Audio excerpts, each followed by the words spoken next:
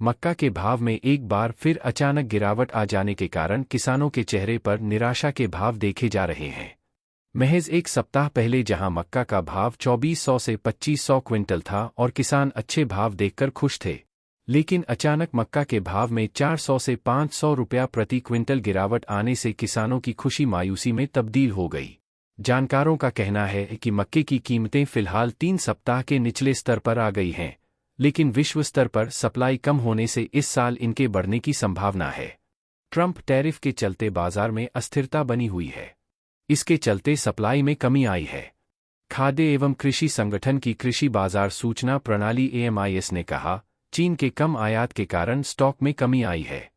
वर्तमान में Chicago board of trade पर मकई वायदा लगभग $4.70 प्रति बुशल पर कारोबार कर रहा है, जो अमेरिका में अधिक रोपण और अमेरिका चीन व्यापार विवाद के कारण कम है।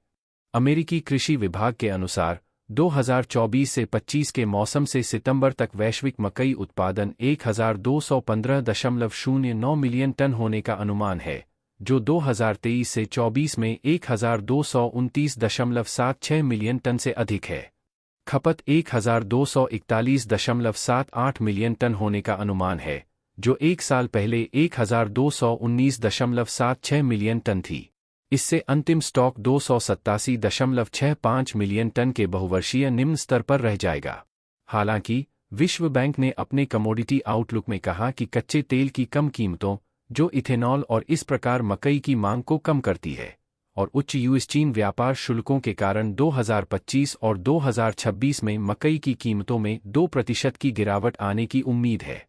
वहीं शोध एजेंसी का दावा है कहा कि 2024 से 25 के मौसम में वैश्विक मकई की खपत 1233 मीट्रिक टन तक बढ़ने की संभावना है, जो साल दर साल 0.8% की वृद्धि को दर्शाता है।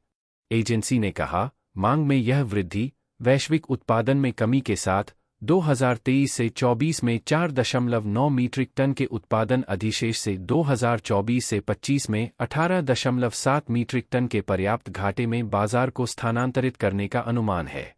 हालांकि BMI ने कहा, अमेरिका की 2025 से 26 की फसल की कटाई से बाजार की तंगी कम होने और कीमतों में बढ़ोतरी पर लगाम लगने की उम्मीद है।